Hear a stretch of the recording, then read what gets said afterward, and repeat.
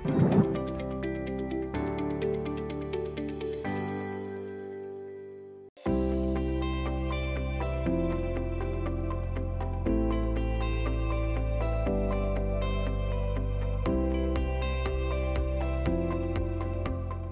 आपली पैठणीची ट्रॅडिशनल जी बॉर्डर असते ना, त्याला नारळी बॉर्डर म्हणतात. ओके. पैठणीमध्ये जी सुरुवात आहे, स्टार्टिंग रेंज, ही स्टार्टिंग रेंज, ही पैठणी ही अर्धी झाली आहे का? नाही, आता ही पूर्ण साडी झालेली आहे. ओके. आता पदर सुरू आहे, पदर झाल्यानंतर मग ती कट होणार. ओके. आणि हिला किती वेळ गेला साधारण? ही साधारण 8 दिवस लागतात या साडीला. आता हा डबल पदराचा पॅटर्न सुरू आहे. म्हणजे दोन्ही साइडला सेम? नाही, डबल पदर लेंथ मोठी असते. लेंथ मोठी. आता आपण जे बघतोय ना, ही साडी उलट्या बाजूने. ओके. हा, परंतु तुम्हाला असं वाटत नसणार की उलटी आहे. लॉक सिस्टीम आहे. ती हस्तकलेचं वैशिष्ट्य आहे की इथं आमचा धागा हा लॉक होतो. जेव्हा आम्ही विणतो तेव्हा इथं धागा हा लॉक होतो. तुम्हाला इथं दाखवतो मी कसा लॉक होतो.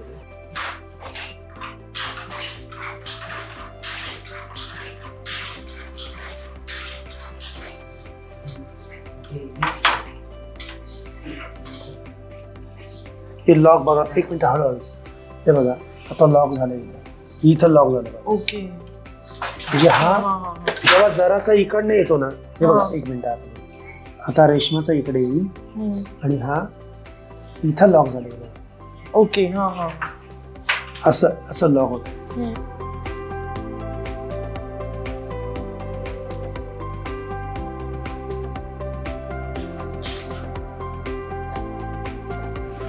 आणि हा धागा कुठला आहे? सिल्क म्हणतात ना? ही मलबारी सिल्क. ही जी आहे ना,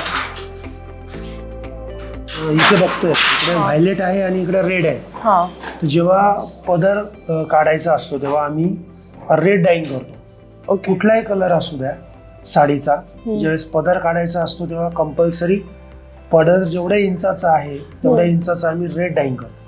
हे रेड डाईंग केलं म्हणजे एव्हरी विवर्स इज डायर, असं डायग्राम लावतो. बरोबर. म्हणजे डिझाईन जेव्हा आपण काढतो ना, 2 तार कमी करणं, 4 तार वाढवणं, हे सगळं बघून आणि किती तारी आहेत अशा? किती असतात? ह्या 3200चा डबल. एक जो धागा असतो ना, 2 धागे मिळून एक धागा तयार केलेला असतो. ओके. हा तुतीची लागवड जिथं जिथं करताना ते कोश तयार होतात. कोश तयार केल्यानंतर त्याला हीट दिल्या जाते आणि मग रिलिंग, ट्विस्टिंग, डबलिंग सगळ्या प्रक्रिया करून हा धागा तयार. इथे कुठून येतो? इथे कुठून येतो? इथं आता 99-100% धागा आमचा साऊथ वरनं येतो. बेंगलोर, धर्मावरम, सिडलगट्टा, तिकडे मोठी बाजारपेठ आहे. आणि हा कसा किलोवर मिळतो की कसा मिळतो? किलो. कसा किलो येतो साधारण? हा आता सध्या 6000 5,500 किलो आहे. हा, आता 1 किलो धागा ज्यावेळेस आम्ही आणतो तर इथं प्रक्रिया करण्यासाठी येतो, रंगणी करण्यासाठी. रंगणी म्हणजे कच्चा असतो ना, म्हणजे नॅचरल कलर असतो. मग त्या धाग्याला आपण हिरवा, पिवळा, लाल असा रंग देतो. रंग देण्यापूर्वी त्याचं डिगमिंग केलं जातं, त्याला वखार म्हणतात, जे उकळत्या पाण्यातनं काढलं जातं. 1 किलो धागा जेव्हा आम्ही टाकतो त्यातनं 250 ग्रॅम कचरा निघतो. ओके. म्हणजे 750 ग्रॅम आमच्या हातामध्ये रेशीम येतं. ओके. मग त्याला डाईंग केल्यानंतर आम्ही ते युज करतो. आणि एका साडीला किती युज होतो तो? साधारण एका साडीला 750 ग्रॅम लागतच आम्हाला. काही वेस्टेज वगैरे जाऊन 650 ग्रॅम एका साडीचं वजन असतं. ही जी बघता येईल. आणि ब्रॉकेटमध्ये जर बघितलं तर 1 किलो 900 ग्रॅम 800 ग्रॅम असं वजन असतं, कारण जरीचं वेट जास्त आहे ना. त्याच्यामध्ये जरी आणि रेशीम हे 2 भाग आहेत. ही सुरत मधनं येते आपल्याला. याच्यामध्ये अनेक प्रकार आहे जरीमध्ये. सिल्वर जर्मन आहे, सिल्वर आहे, गोल्ड कोटेड आहे. हे रंगणी केलेलं रेशीम आहे. ओके. हे इकडेच केलंय ना तुम्ही रंगणी? रंगणी एवढ्यातच करतो. ओके. म्हणजे आमचं पारंपरिक 4, 5, 10 पिढ्यापासून ते फॅमिली हे सगळं रंगणीचं काम करतो. जरी कशी मिळते बेसिकली?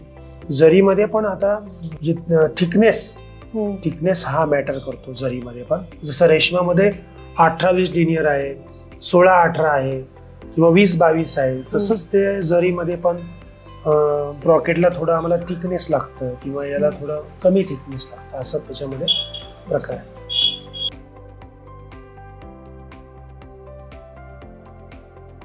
जनरली जराचा जो भाग आहे, जर आपण जिथं वापरतो ते रिफ्लेक्ट होण्यासाठी रेड त्याला बॅकग्राऊंड दिली पाहिजे. आणि हे मशीन कुठून बनवून, म्हणजे कसं स्वतःच बनवतो? ह्या ज्या मशीनी आपण साधारण 2010-12 पासून थोडं अपग्रेड केलं केंद्र सरकारच्या मदतीने किंवा राज्य शासनाच्या मदतीने. इथं लूम अपग्रेडेशनची योजना आणली आणि मग हे लोकांना आपण घेण्यासाठी प्रवृत्त केलं की तुम्ही घ्या अशा मशीनी. तर आपण हे शासनाच्या मार्फत साधारण 75% सबसिडीच्या योजनेमध्ये आपण 50% केंद्र शासन, 25% राज्य शासन आणि 25% लाभार्थी अशी ती योजना त्यावेळेस होती. आणि त्या अजूनही चालू आहे ती? आता बंद झाली. ओके. बऱ्याच लोकांना आपण असे हातमाग इथं घेण्यासाठी प्रेरित केलं, तुम्ही घ्या, त्याचं प्रोडक्शन चांगलं येतं. अगोदर लोक तयार होत नसायचे, पण नंतर आता. हातमागावर एक साडी बनवायला किती दिवस लागतात? आणि डिझाईनवर आहे. तुम्हाला सांगितलं ना, आता याला एक दोटी प्रकार म्हणतात. आता त्यांनी असं विणलं तर ह्या पॅटर्न मध्ये तसा विणताच येत नाही, हे सगळं हाताने. हा ब्रॉकेट पॅटर्न आहे, मोर आणि पोपट ब्रॉकेट म्हणतात. ब्रॉकेट. तर ब्रॉकेट पॅटर्न मध्ये कॉस्टिंग स्टार्टिंग होती 25,000 पासून पुढे. 4 लाख, 5 लाख, 1.5 लाख, 2 लाख डिझाईनवर सगळ्या त्या कॉस्ट ठरलेल्या असतात. ओके. पूर्वीच्या मशीनी आता तुम्हाला दाखवतो.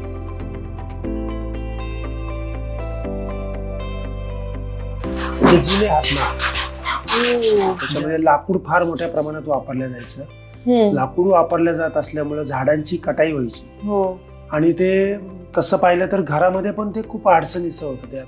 ती हाईट नसायची, त्याच्यामुळे आम्ही खड्ड्यामध्ये माग घ्यायचो. खड्ड्यामध्ये माग घेतली.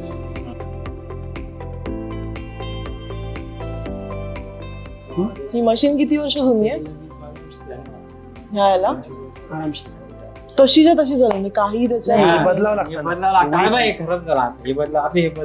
तुम्ही स्वतः बनवता हे सगळं की विकत मिळतं कुठे? नाही, हे बनवतात कारागीर असतात. हे वेगळं आहे, प्रत्येकाचं स्पेशालिटी. त्याला काय म्हणतात? वही पाणी. वही पाणी, याला वही म्हणतात. म्हणजे धागा वेगवेगळा ठेवते ती, कसं आहे ते? याचं काम काय माहिती का? ते आपले 3200 तार आहेत ना, 3200 वर आणि 3200 खाली, बरोबर आहे. आता याच्यामध्ये एक धागा आहे, तो धागा सेम याच्यात पण घेतलाय, बरोबर, अल्टर केलाय. 2 नंबरचा धागा याच्यात आहे आणि याच्यात आहे. म्हणजे आपण ही पावडी दाबली, हे बघा, हे वर झालं, हे खाली झालं. कितीला बनवून मिळते? 5,000 रुपये लागतात. ते 5,000. आणि मशीन पूर्ण मशीन 50-60चं पुढे नुसतं मशीन. रेशीम वेगळं. आणि ह्याला म्हणजे आपल्याला म्हणतो ना आपण मेंटेनन्सचा वगैरे किती खर्च येतो? म्हणजे हे पण चेंज करायला कंटिन्यू करावं लागतं. आता ह्याला 5,000 रुपये, हे जे आता याला 5-10 हजार रुपये खर्च, 5-7 लागतोच प्रत्येकाला मेंटेनन्स मध्ये. याला जाळं म्हणतात. जाळं ते पण इथेच कारागिरांकडून त्याच्यावरती बुट्टी तयार होते. बुट्टीसाठी जाळं. ओके.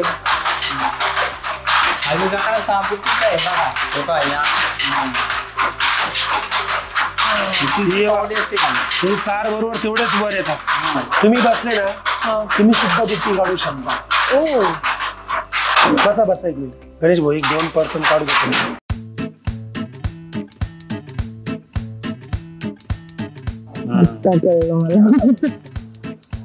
येस. कांडी भरून दाखवणार आहे. कुठून काढायचं? असे 4-4 तार घ्या. 4 तारांच्या इथून बाहेर काढायचं. हो, म्हणजे तुम्ही आपण काढलं ना, तिथून हा जराचं काढणं टाकायचं. आता इथून 2 तार घ्यायची.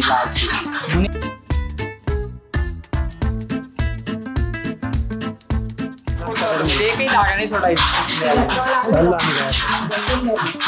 अच्छा, काढू बाहेर? हो, काढा. ओके.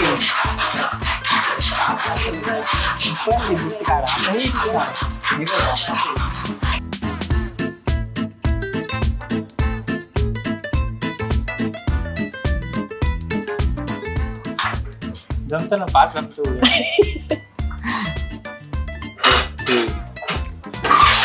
त्याच्यातून हा मधू टाका 3 तार पण पुढून टाकायचा म्हणजे इझी जातो. हा तो इझी जातो. ओके बरोबर. आता तो लाल टाका. झालं का लॉक तिथं बरोबर आता. अच्छा हा धागा लॉक झाला. आता हा परत मग इथून बाहेर काढायचा. आपण तिकडून येतोय ना आता इकडून. अच्छा ओके. तिकडून नाही काढायचा तो. आता जिथून संपला ना आपला तिथून त्याच्यावरून तो टाकायचा. कुठं संपला बघा इकडे. ओके. आता हा जो ना हा जरा याच्यात नाही.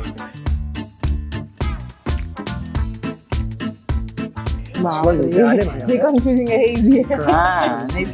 आता इटिजिंग करायचं आपल्याला त्याच्यामुळे. आता क्या आता आपण 4 तार केलेले होते ते इथं. परत 4 तार करा तिथं.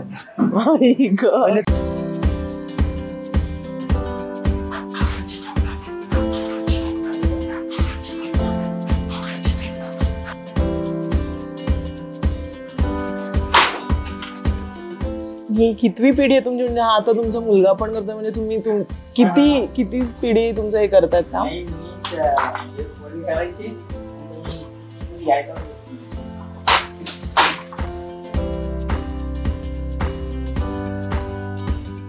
वेगवेगळ्या डिझाईनची बुट्टी काढण्यासाठी ते अगोदर कार्ड पंच करावं लागतात.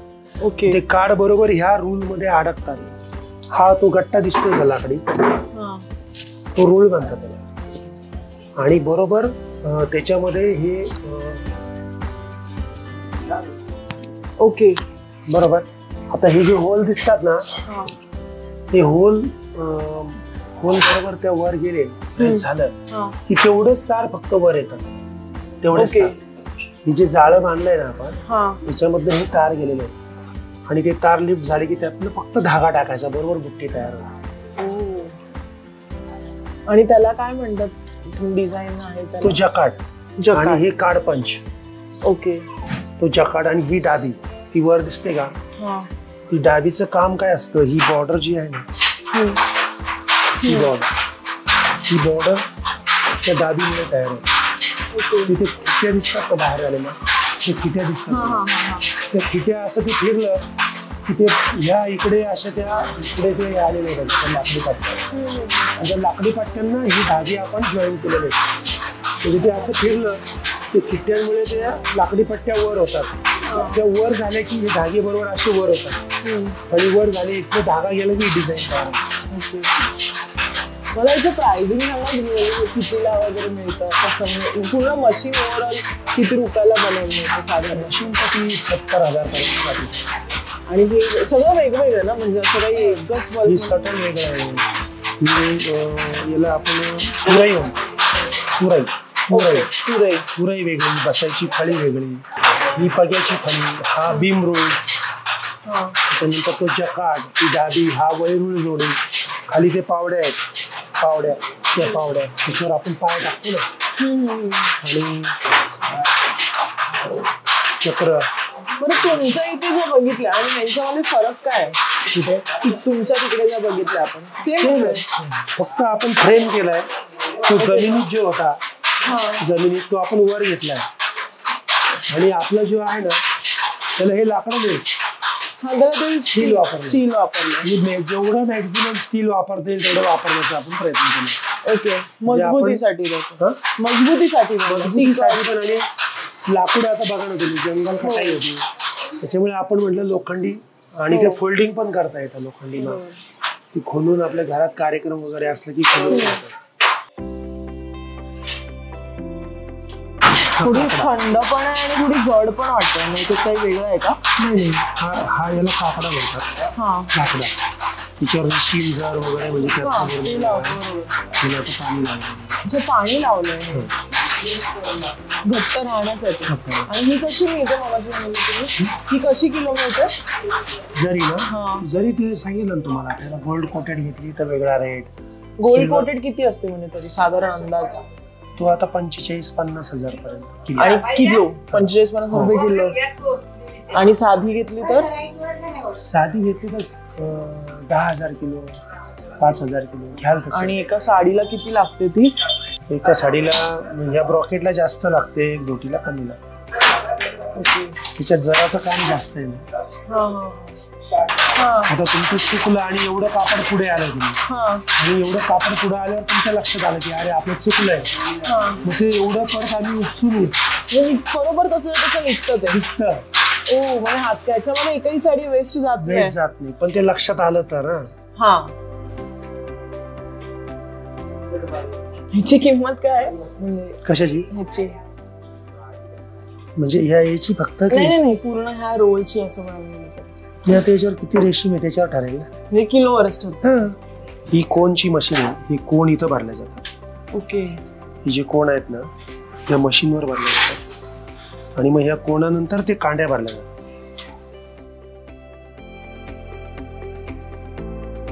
सुरुवातीला तुम्ही ह्या पैठणीच्या व्यवसायात किती वर्ष आहात आणि याची सुरुवात कशी झाली? खरं तर हा व्यवसाय आमचा पारंपरिक पिढ्या जात. माझे आजोबा, माझे पणजोबा, माझे वडील आणि आता मी यातच म्हणजे आमची बायकास्ट आम्ही कोष्टी असल्यामुळं आमचं उपजीविकेचं साधनच विणकाम करणं. ओके. अगदी पैठणी आता 85 पासनं इथं पैठणीचं सुरू झालं.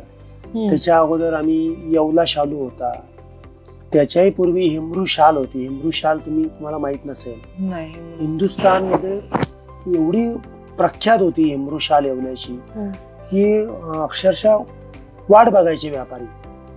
इतका सुंदर पॅटर्न होता हेमरू शाल. जम्मू काश्मीर, दिल्ली जे थंड प्रदेश आहे तिकडे खूप जोरात चालायची हेमरू शाल. नंतर 1980 नंतर हेमरू शाल पण कमी आली, म्हणजे त्याच्यामध्ये थोडस क्वालिटीमध्ये गडबड झाली, सुताच्या धाग्यामध्ये गडबड झाली, त्यामुळे तो विषय थांबला. आणि नंतर मग येवला शालू, पैठणी हा विषय सुरू झाला. पैठणीमध्ये पहिल्यापासून आम्ही पैठणीमध्ये आहेतच. पैठणीमध्ये अगोदर एक दोटी हा प्रकारच खूप बऱ्यापैकी चालला, म्हणजे जी अगदी शेकडो वर्षापासून नारळी बॉर्डर जे म्हणतो आपण त्या बॉर्डरच्या पैठणी आम्ही तयार केल्या. नंतर त्याच्यामध्ये मग ब्रॉकेट पॅटर्न आले, मुनिया ब्रॉकेट असेल, मोर पोपट असेल.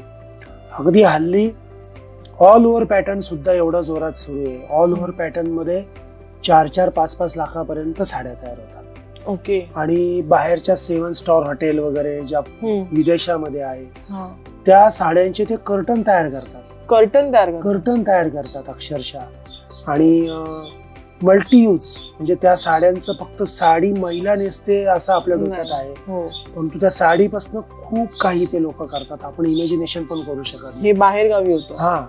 आम्ही आता येवल्यामध्ये पर्स तयार केल्या पैठणीच्या आपल्या डिझाईन पासून. त्याच्यानंतर जॅकेट तयार केले, जेंट्स लेडीज ड्रेस मटेरियल तयार केले, लहान मुलींचे परकर पुलके, असं वेगवेगळे खूप प्रकार याच्यामधनं. मध्यंतरी एका आमच्या भगिनीनी पैठणीची चप्पल, पैठणीची पर्स, पैठणी जे पैठणी साडी ती महिला नेसली की त्या पैठणीची चप्पल, त्या पैठणीची पर्स, त्या पैठणीचं गळ्यामधलं सुद्धा पैठणी डिझाईनचं तिने तयार केलेलं. खूप आता त्याच्यामध्ये मोबाईल पाऊच असतात पैठणीचे, खूप प्रकार त्याच्यामध्ये आलेले. पहिलाच बेसिक प्रश्न म्हणजे येवलाच का फेमस आहे पैठणीसाठी? याला खूप असा ऐतिहासिक संदर्भ आहे. खर तर पैठणी पैठणला तयार व्हायची. जी आपल्या जे सातवाहन राजे आहेत त्यांच्या काळामध्ये पैठणला आपण प्रतिष्ठान नगरी म्हणतो, तिथं पैठणी तयार व्हायची. तिला राजाश्रय होता. राजे, रजवाडे, सरदार किंवा जे श्रीमंत श्रीमंत लोक आहेत विवाह सोहळ्यानिमित्त त्या पैठण्या, शालू, उंची वस्त्र ते खरेदी करायचे. मोठ्या प्रमाणात पैठणला त्याचं प्रोडक्शन होतं, उत्पादन होतं. परंतु नंतर जसं जसं आपल्या प्रतिष्ठान नगरीतले सातवाहनांचं साम्राज्य गेलं, देवगिरीच्या यादवांचं साम्राज्य गेलं, नंतर निजामशाही आली आणि तिथले कारागीर हळूहळू स्थलांतरित व्हायला लागले. कारण पैठणीचा राजाश्रय गेला, घेणारे लोक पण अगदी कमी झाले. मग आमच्या इथनं 10 किलोमीटर पासून निजामाची हद्द सुरू होते. मग ते पैठणचे लोक इकडे शिफ्ट झाले. येवल्याला सेफ आहे आणि सुरक्षित आहे म्हणून इथं आले. आणि इथले राजे रघुजी बाबा आहेत जे सरदार होते, त्यांनी यांना राजाश्रय दिला. इथं सुरतच्या काही गुजराती लोकांना इथं त्यांनी आमंत्रित केलं, इथं वसवलं. हुंडीवालाले नाजही आहे येवल्यामध्ये, आपण पाहिजे तर जाऊ शकतो. तिथं ते लोक ह्या विणकरांना आर्थिक सहाय्य करून पैठण्या तयार करायला प्रोत्साहित करायचे. इथं जराचे कारखाने होते, रेशीम जर, त्याच्यानंतर पैठण्या तयार होऊन पेशवे वगैरे असे सरदार महाराष्ट्रातले होळकर असतील, शिंदे असतील, जे त्या तत्कालीन काळातले जे सरदार होते गर्भश्रीमंत, ते पैठण्या इथं खरेदी करायचे. त्यामुळे हा व्यवसाय इथं टिकून राहिला. नंतर मागील 100-150 वर्षापूर्वी थोडासा तो लयाकडे वळाला होता, परंतु 80च्या दशकानंतर परत त्यांनी ग्रीप घेतली आणि आता खूप सुंदर, खूप छान, पूर्ण जगभर पैठणीचं हब म्हणून येवला आता ओळखलं जातं. येवल्यासारखं दुसरं कुठलं असं क्लस्टर तयार होताना तुम्हाला दिसतं का? म्हणजे जर आपण पैठणी म्हटलं की येवला, पण आता असं दुसरं कुठलं आहे का की इथे पण पैठणी बनायला लागली, तयार व्हायला लागली, असं काही आहे का? पैठणला सरकारचं थोडंसं ज्याला आपण म्हणतो की राजाश्रय आहे, त्यामुळे थोडंसं सरकार तिथं थोडंफार पैठणी उत्पादन करण्याच्या साठीचं वातावरण तयार करत आहे. काही महिलांना मध्यंतरी क्लस्टर दिलं, त्यामुळे बऱ्यापैकी तिथं आता उत्पादन जे 100 पैठण्या पूर्ण पैठणी इंडस्ट्रीमध्ये तयार होत असतील तर 1-2 साड्या तिथं तयार होतात. म्हणजे 1% तिथं प्रोडक्ट तयार होतं असं समजून चला. परंतु बेसिकली पैठण म्हटलं की येवलाच व्हरायटी किंवा यातले प्रकार हे सगळे तुम्हाला येवल्यात मिळतील बघायला. असं म्हणजे तर पैठणी बऱ्याच वर्षांपासून चालू आहे, तर असं कधी आलंय का की पैठणीचं मार्केट अगदी डाऊन झालंय, म्हणजे काही सेल्सच नाही, अशी सिच्युएशन कधी आलेली? साधारण 2010 साली 9-10 साली पैठणीचं खूप बॉटम काळ ज्याला म्हणतो अगदी तळाचा, अशी परिस्थिती निर्माण झाली होती की आता पैठणी राहते की नाही. रेशमाचे दरही खूप खाली आलेले, अगदी 2000 रुपयाला पैठणी आम्ही विकली. म्हणजे हातमागावर तुम्ही बनवलेली पैठणी 2000 रुपयाला, 1800 रुपयाला विकलेली आहे. अगदी बॉटम, म्हणजे अगदी असं वाटलं की आता आपण इथनं स्थलांतर करावं अशी परिस्थिती निर्माण झाली. परंतु सुदैवाने ती परिस्थिती लवकर सुधारली आणि पैठणी परत ग्रीप घेतली. आणि आपण बघताय की 2014-15 पासून किंवा 2010 नंतर थोडं social media, internet, Facebook, mobile आल्यामुळे बऱ्याच अंशी आम्हाला जग जवळ झालंय. आणि ह्या लॉकडाऊन मुळे मी तर असं म्हणाल की संकटाला आम्ही संधी केली आणि संधीचं सोनं केलं. तुम्ही जर अभ्यास केला तर लॉकडाऊन मध्ये सगळं बंद होतं. पहिल्या लॉकडाऊन मध्ये तर असं वाटायचं की आपण उद्या राहू की नाही, अगदी वाईट परिस्थिती. आणि आमच्या हातमागाच्या विणकरांची परिस्थिती अशी होती की ऊर्जा आहे, काम करण्याची इच्छाशक्ती आहे, परंतु इतर रेशीमच अवेलेबल नव्हतं. साऊथ वरनं रेशीम यायचं, संपूर्ण राज्याच्या सीमा लॉक केलेल्या होत्या, त्यामुळे रेशीम उपलब्ध होत नव्हतं. इथले 1-2 लोक जे असतील त्यांच्याकडे थोडाफार स्टॉक होता, त्यांनी अव्वाच्या सव्वा भावाने ते रेशीम विकून आपल्याच बांधवांची फसवणूक केली. ठीक आहे, तो विषय गेला. परंतु फर्स्ट सेकंड ज्यावेळेस लॉकडाऊन होता, म्हणजे आमची इच्छाशक्ती असून आम्ही प्रोडक्शन करू शकलो. आणि नंतर जेव्हा सरकारने थोडी शिथिलता दिली, कुरिअर सेवा सुरू झाली, मग थोडंफार शिथिलता आल्यामुळं आमच्या काही तरुणांनी जे इंजिनियर झालेले आहेत, त्यांनी IIT मध्ये काही शिक्षण घेतलेलं आहे, त्यांनी मोबाईलचा सुंदर वापर केला. फोटो शेअर करायचे सोशल मीडियाला, ऑनलाईन जगभरातल्या लोकांनाही रिलॅक्स होते. लॉकडाऊन असल्यामुळे फक्त मोबाईल एकच साधन करमणुकीचं होतं, टीव्ही आणि मोबाईल. त्यामुळं मॅक्झिमम लोक ते फोटो बघायचे, शेअर त्यांना आवडायचे, ऑर्डर प्लेस करायचे आणि इथनं खूप छान बिझनेस आमचा झाला. हे तुम्हाला सांगतो, आता ओपन असताना जेवढा होत नाही तेवढा लॉकडाऊन मध्ये आमचा बिझनेस येवलेकरांनी केला. छान छान डिझाईनी काढायचे आणि सगळं इतर कामं, लग्न समारंभ किंवा बाकीचे सगळे कार्यक्रम बंद होते. त्यामुळे काम आणि सोशल मीडिया ह्या 2च गोष्टी आमच्या होत्या. भारी भारी डिझाईन काढल्या, सुंदर कल्पकता, कोणी इतक्या छान प्रकारचे पदर काढले म्हणजे आपण इमॅजिनेशन करू शकत नाही. राधाकृष्ण असेल, काऊचा पल्लू असेल, खूप व्हरायटी आली होती त्या काळामध्ये. ह्या 3 वर्षात प्रचंड पैठणीने कात टाकले असं मी म्हणेन. हे आपण ऑनलाईन वगैरे म्हणतो, पण एक साधारण अंदाज आला की येवल्यातून दिवसाला पैठणीचा किती रुपयांचा व्यवहार होतो, म्हणजे किती रुपयांच्या विकल्या जातात असं जर अंदाज लावायचा झाला तर किती असतो? याच्यामध्ये मी तुमची दुरुस्ती करतो. याच्यामध्ये प्युअर पैठणीचा व्यवहार आणि बाहेरच्या येतात सेमी पैठणी वगैरे, त्यांचा व्यवहार असा हा वेगळा भाग झाला. हो बरोबर. आज इथं बऱ्यापैकी 200 शोरूम झालेले आहेत पैठणी विक्रीचे, परंतु त्या पैठणी विक्रीच्या शोरूम मध्ये प्युअर पैठणी किती विकते हा पण एक प्रश्न. अभ्यास पण आपण फक्त प्युअर पैठणीचा विचार केला तर ते कसं होत म्हणजे दिवसावर? प्युअर पैठणीचा जर विचार केला तर ट्रान्झॅक्शन आता ब्रॉकेट, एक रोटी असे जर बघितले साधारण इथं 8 ते 10 हजार माग आहे. 8 ते 10 हजार माग आहे. हातमाग. हा एव्हरेजली आता काही 6.5 महिन्यांनी होता, काही 3 महिन्यांनी, काही 2 महिन्यांनी, काही 1 महिन्यांनी, काही 8 दिवसांनी होतात. तर आपण सरासरी जर काढली तर वर्षाला एक साधारण माझ्या मते 10-1 कोटीचं ट्रान्झॅक्शन झालं पाहिजे वर्षाला. महिन्याला ओके. प्युअर पैठणीच. ओके. आणि आतापर्यंतची महाग पैठणी कितीला विकली गेली? आता मध्यंतरी एका आमच्या इथल्या ट्रेडर्सनी पैठणीला डायमंड वगैरे लावून ती 8 लाखाला विकली. बापरे, 8 लाखाची पैठणी गेली. आणि तिला बनवायला साधारण किती वेळ गेला असेल? बनवायला तिला 3-1 महिने लागले असतील. ओके. 3-3.5-4 महिने लागले, कारण 2 विणकर बसलेले असतात दोन्ही साईडला एका मागावर. हो. मी आता महाराष्ट्र राज्याच्या वस्त्रोद्योग धोरण समितीवर आहे. मी सरकारला पण सांगितलं तुम्ही ह्या इंडस्ट्रीला आणखी कसं डेव्हलप करता येईल. आता एक तर सरकारी नोकऱ्या नाहीये, तर मग हे जे आमच्याकडे नवीन आमचे मुलं इंजिनिअरिंग करून घरी येतात किंवा पुण्यामध्ये 8-10 हजार जॉबवर नाही परवडत. बरोबर. उलट यातनं त्यांनी उद्योजक बनून जर आपलं व्यवस्थित करिअर केलं तर खूप छान होऊ शकतं. अगदी विदेशात सुद्धा आता पैठणीला ओळख मिळालेली आहे.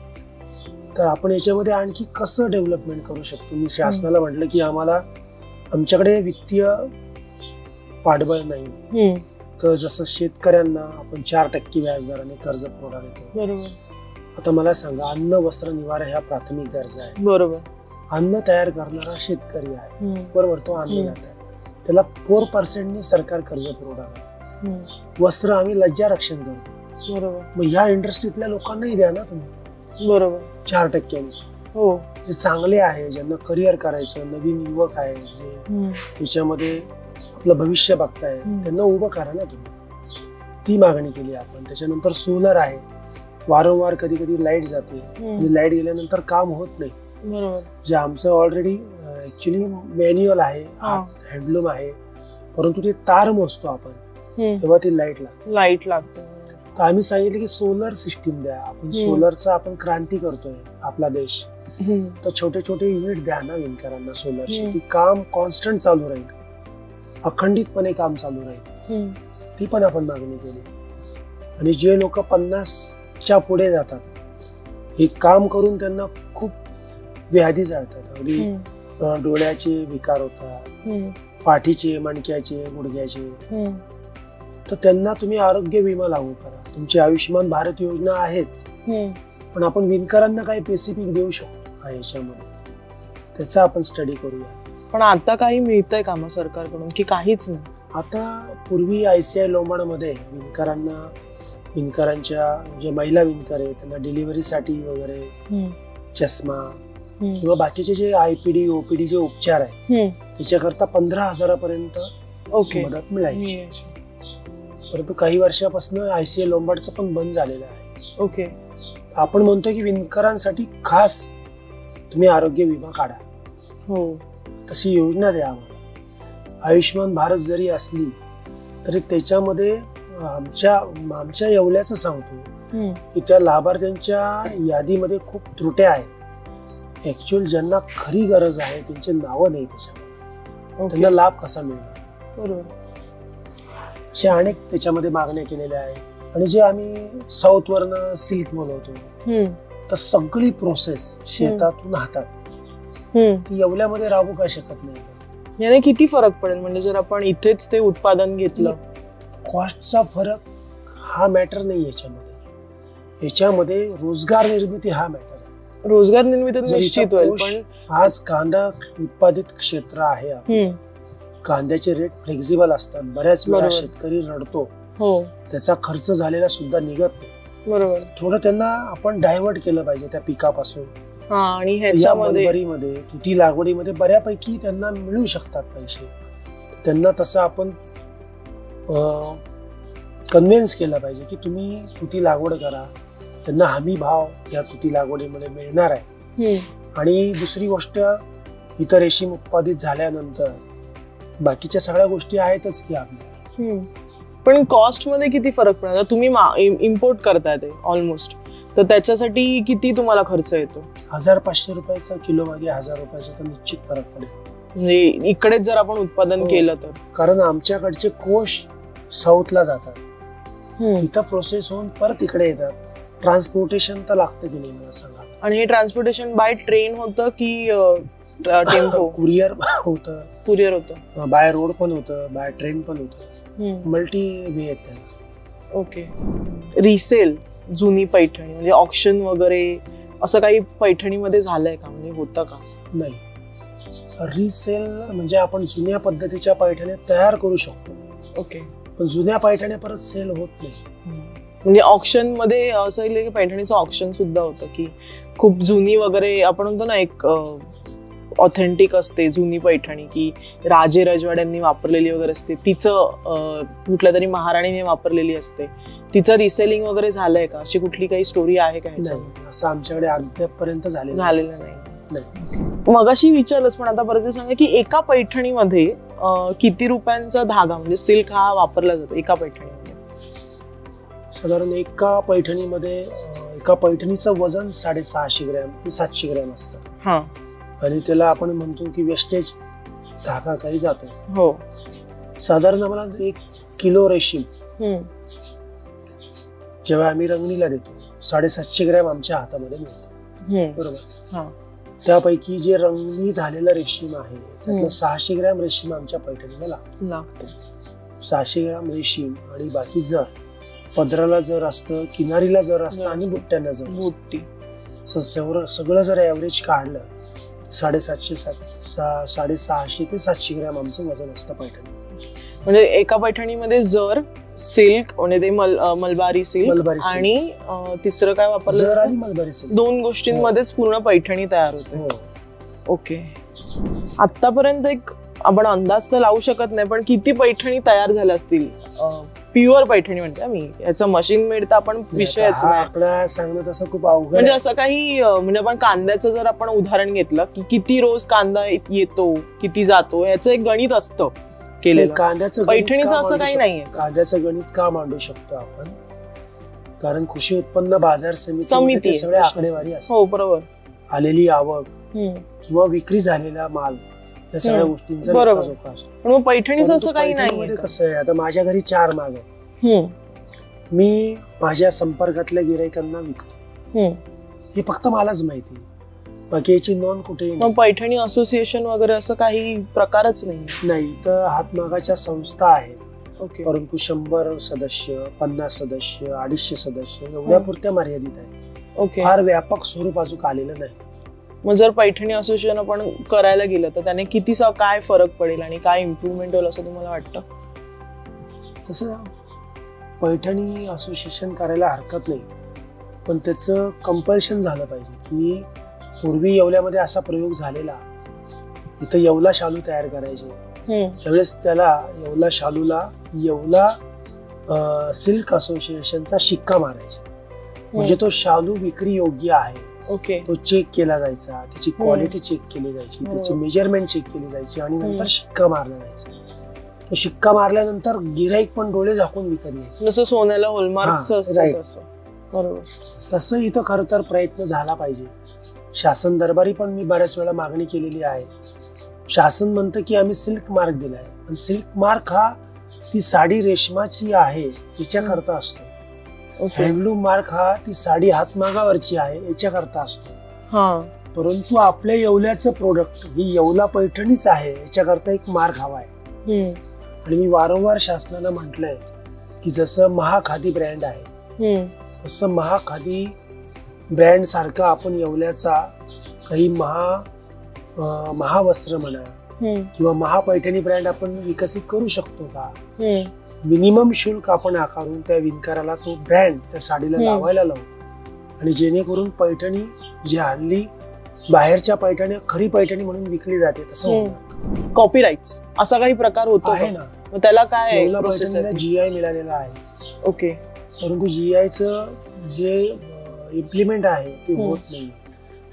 खरं मग तर आता कॉपी केलं तरी काही कोणाला फरक पडत काही फरक पडत नाही. अगदी साऊथला सुद्धा किंवा बऱ्याच ठिकाणी पैठणीची बॉर्डर किंवा पैठणी येवला पैठणी म्हणून विक्री पूर्ण पैठणी पण कॉपी होते. हो, पूर्ण पदर वगैरे सगळं. मग आमच्या पैठणीची त्याच्यामुळे कमी झाली. असं. मग त्याच्यावर काही प्रोसेस आता चालूच नाहीये कॉपीराईटचे, ते जे होतंय तेच होतंय.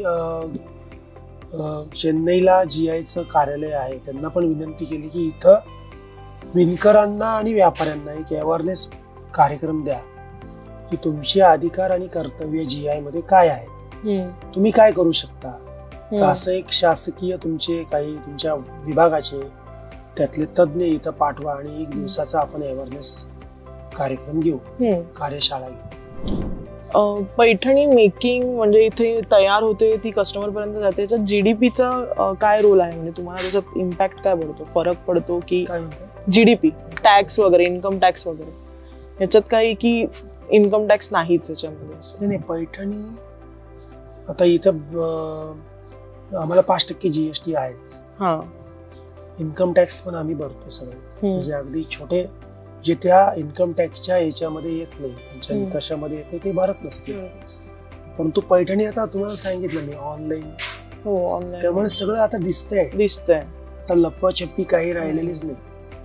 त्यामुळे टॅक्स करदात्यांची संख्या पण येवल्यामध्ये बऱ्यापैकी वाढली. इम्पोर्ट एक्सपोर्टचं कसं आहे, म्हणजे इम्पोर्ट तर नाही पण आपल्या पैठणी कुठे कुठे एक्सपोर्ट होतात? पैठणी जिथं भारतीय लोक जास्त आहेत तिथं बऱ्यापैकी पैठणीला मागणी आहे. ओके. जे अगदी अमेरिकेत असेल, महाराष्ट्र मंडळ वगैरे त्यांचे कार्यक्रम असतात गणपतीमध्ये वगैरे. पण साधारणतः म्हणजे भारतात तर प्रश्नच नाही, आपल्या मराठी स्त्रिया तर घेतातच, पण बाहेरून असं कुठलं एक पर्टिक्युलर देश आहे की तिथून जास्त मागणी येते पैठणीची? दुबई वगैरे तिकडे जास्त ब्रॉकेट स्पेशली बोलवतात. आणि मग तिकडे सेलिंगचं प्राइसिंग कसं असतं? सेम असतं की जास्त? ऑफकोर्स जास्तच असणार, म्हणजे इथून ट्रॅव्हलिंग वगैरे, कुरिअर वगैरे मध्ये ट्रेडर्स असतात, 2-4 ट्रेडर्स असतील, त्यांचा बेनिफिट असेल, हे सगळं वाढतच जाणार. आणि आता तुम्ही म्हणालात मगाशी की ऑनलाईन मध्ये वाढले, मग आता बिझनेस तुमचा ऑनलाईन वर जास्त चालतोय की शॉप मधून जास्त, ऑफलाईन जास्त होत आहे? नाही, प्युअर पैठणीचा बिझनेस तसा ऑनलाईन वर कमी आणि ऑफलाईन वर जास्त सध्या सुरू आहे. मागे पर्याय नव्हता म्हणून ऑनलाईन वर बऱ्यापैकी चालला पैठणीचा, प्युअरचा. पण त्याच्यात प्युअर मागवला जायचं का, म्हणजे अगदीच 25-30 हजाराच्या ऑनलाईन ऑर्डर यायची का? ओके, घेतल्यात. पण खरं तर गिऱ्हाईकाला कापडाची गुणवत्ता हात लावल्याशिवाय कळत नाही. आणि एवढ्या महागाची साडी म्हटल्यानंतर त्यांना साहजिक आहे, त्यांची अपेक्षा असते की आपण प्रत्यक्ष बघून घ्यावी. म्हणून पैठणी खरं तर ऑफलाईनच जास्त कस्टमरला हवी असते. आता तर फॅड आलंय, नवरी जर लग्न करत असेल तर कस्टमाइज पैठणी असते. तर आतापर्यंत किती महागातली कस्टमाइज पैठणी विकून गेलेली आहे येवल्यातून?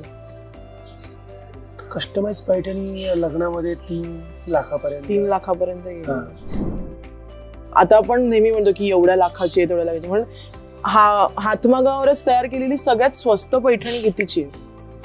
म्हणजे आपण म्हणतो की ठीक आहे 500 रुपयापासून सुरुवात होते, पण हातमागावरची सुरुवात कितीपासून होते? 9,500 पासून सुरुवात आहे. ती बेसिक साडी, बेसिक स्टार्टिंग. आणि तिला किती दिवस लागलेला असेल बनवायला? 7 दिवस. 7 दिवस.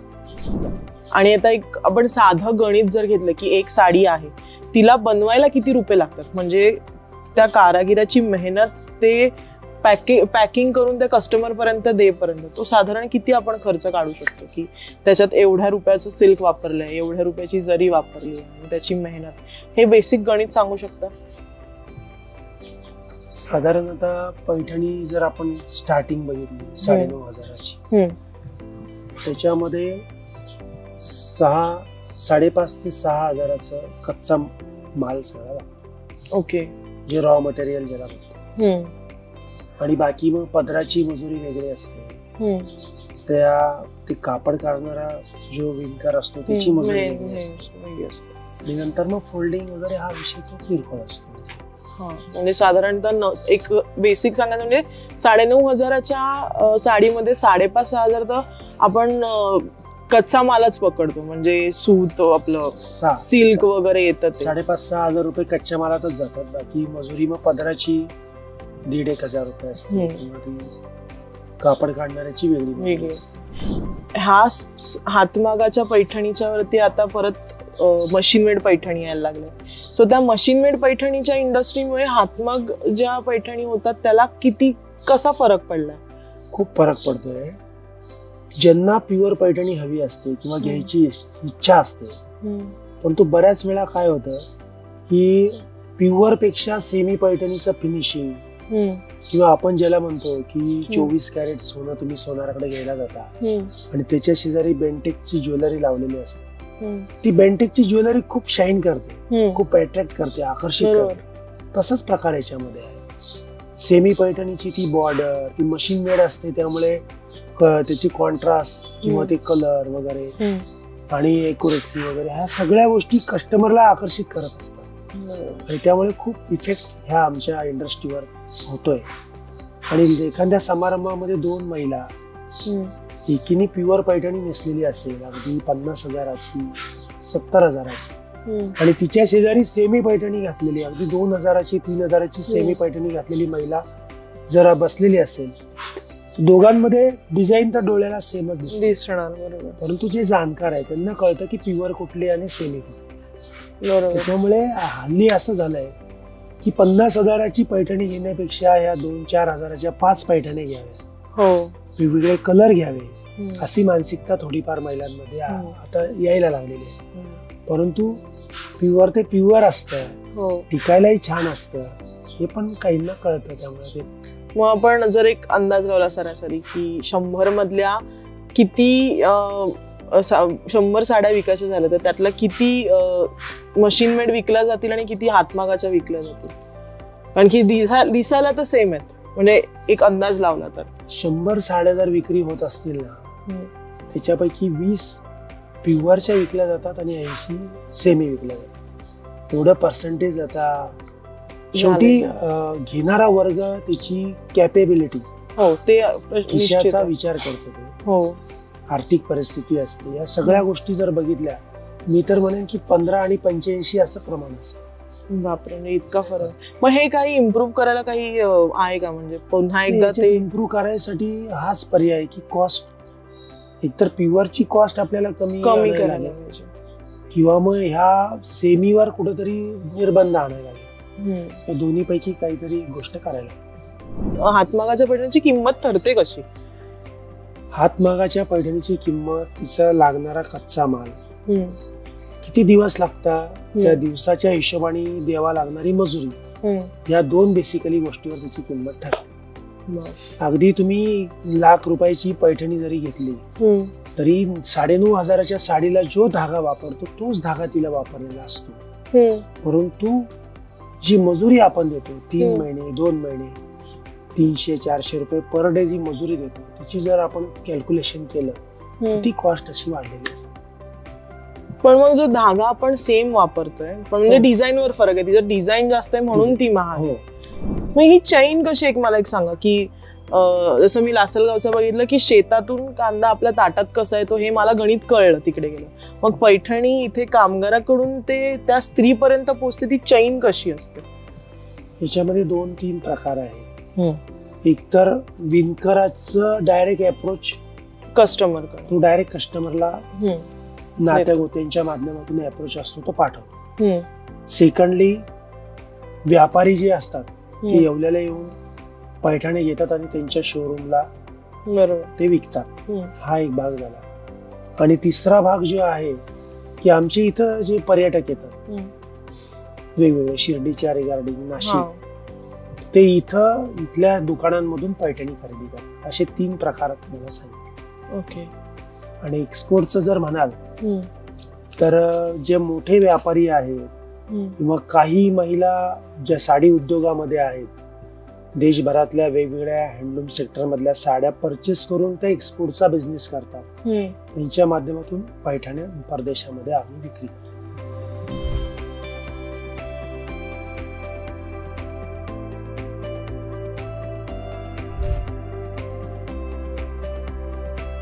हे आता टस्सर भंडारा जिल्ह्यात मिळतं, हे आपल्या बेंगलोरला मिळतं. हे इरी रेशीम जे आहे ना, माझ्या मते छत्तीसगड वगैरे, आसाम, आणि ही मुगा ओरिसा वगैरे. आणि ह्याचं मलबरीचं प्राइसिंग किती सांगितलेलं आहे? हे ककून पासून तयार, हे ककून आहे म्हणजे हे कोश आहे त्याचे. हा, आणि हे त्याचं धागा काढल्यानंतरची ही परिस्थिती. आपल्याकडे येताना हे असंच येतं ना? हो, कच्चं. ओके. मग हे ते डाय केलं जातं? हो.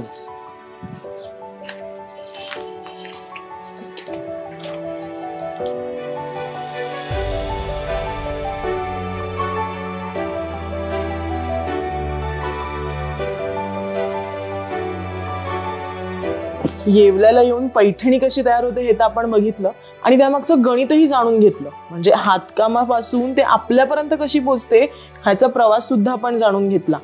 तर मग आता तुमचं शहर, तुमचं गाव, तुमचा जिल्हा कोणत्या गोष्टींसाठी फेमस आहे हे आम्हाला कमेंट बॉक्समध्ये नक्की कळवा. आम्ही तुमच्यापर्यंत पोहोचण्याचा नक्की प्रयत्न करू. तोवर बाय बाय.